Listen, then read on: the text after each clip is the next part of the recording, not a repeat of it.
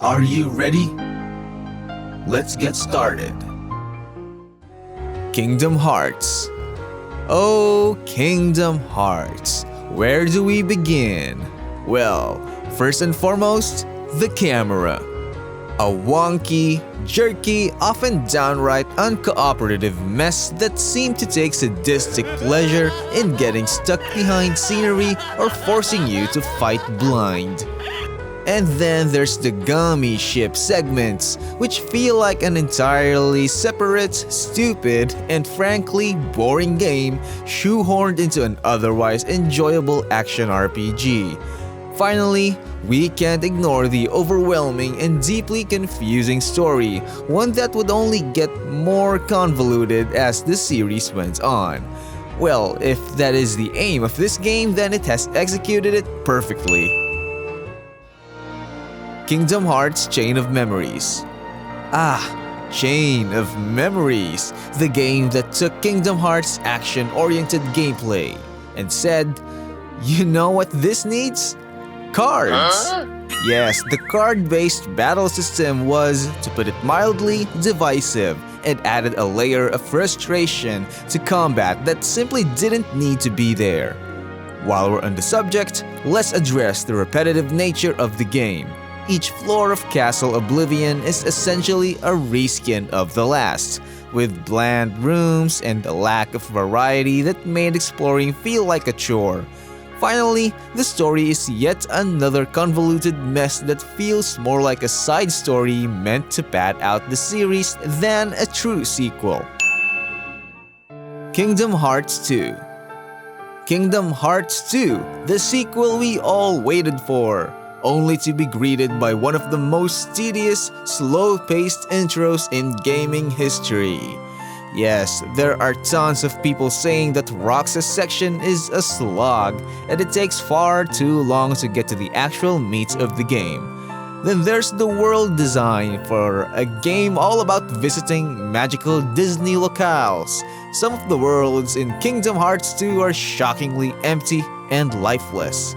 And don't get me started on the absurdly long reaction command sequences, turning once thrilling boss battles into a series of glorified quick-time events.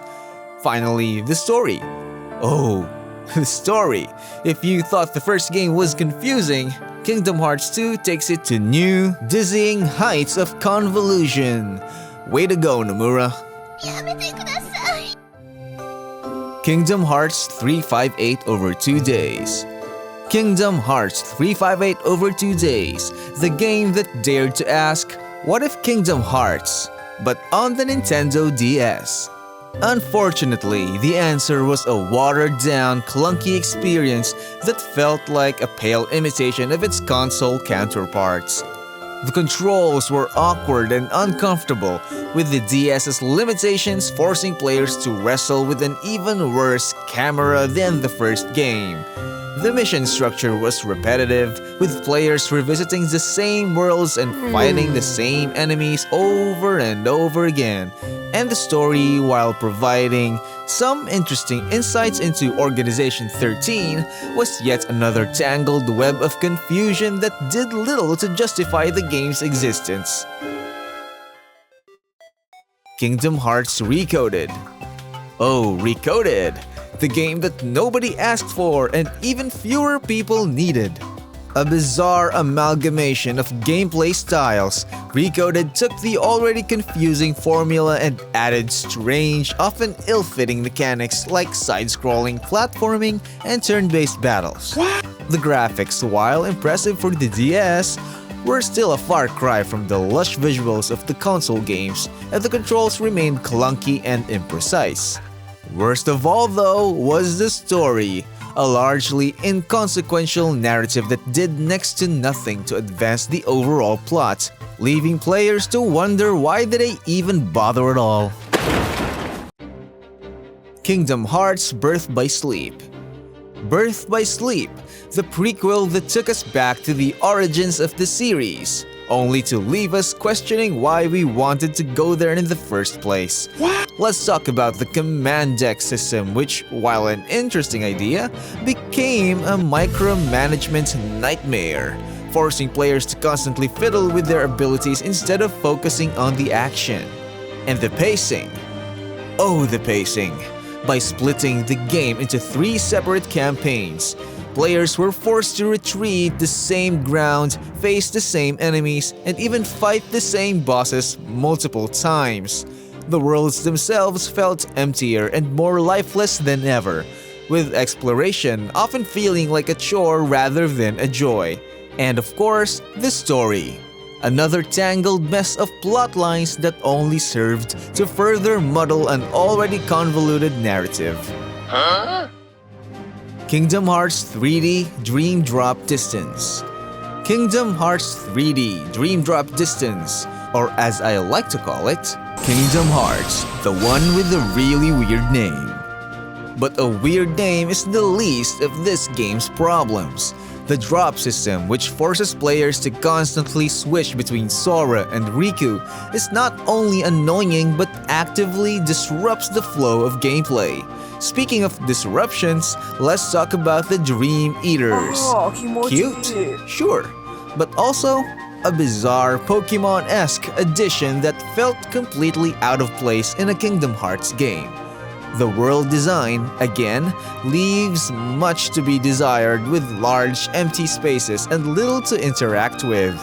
And as always, the story is an exercise in convolution, with time travel and alternate dimensions only adding to the narrative chaos. Kingdom Hearts Key. Kingdom Hearts Key, the mobile game that sought to capitalize on the series' popularity only to leave fans scratching their heads.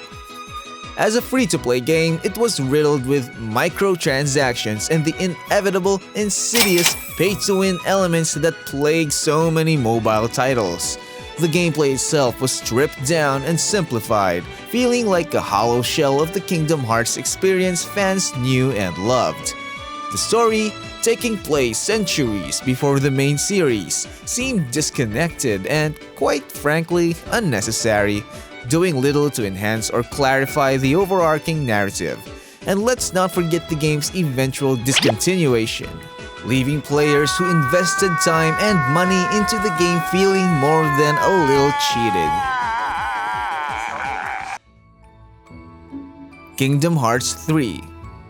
At last, we arrive at Kingdom Hearts 3, the long-awaited conclusion to the series, and while it brought some improvements, it also had its share of issues. The attractions, while visually spectacular, quickly became repetitive and overpowered, making many battles feel trivial and unchallenging. The game's pacing was also a problem, with large chunks of the story crammed into the final act, making it feel rushed and uneven.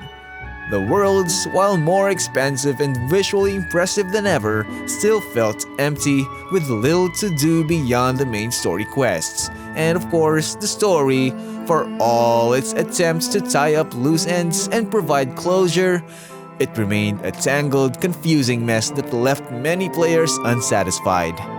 Ultimately, it closed everything up consistently, reflecting the narrative disaster that it is. Hey, congratulations on making it to the end! If you've reached this point and managed to resist the urge to furiously type out an angry comment halfway through, then you're definitely not a crybaby. But seriously, this video is a tongue-in-cheek exaggeration of the negative aspects that the community often discusses about each game, taken to the most brutally creative extreme I could think of. Because let's face it, nothing will ever be perfect for everyone, so why not have a little fun with it? For more content like this, be sure to check out the links below or at the top of the video. See you next time!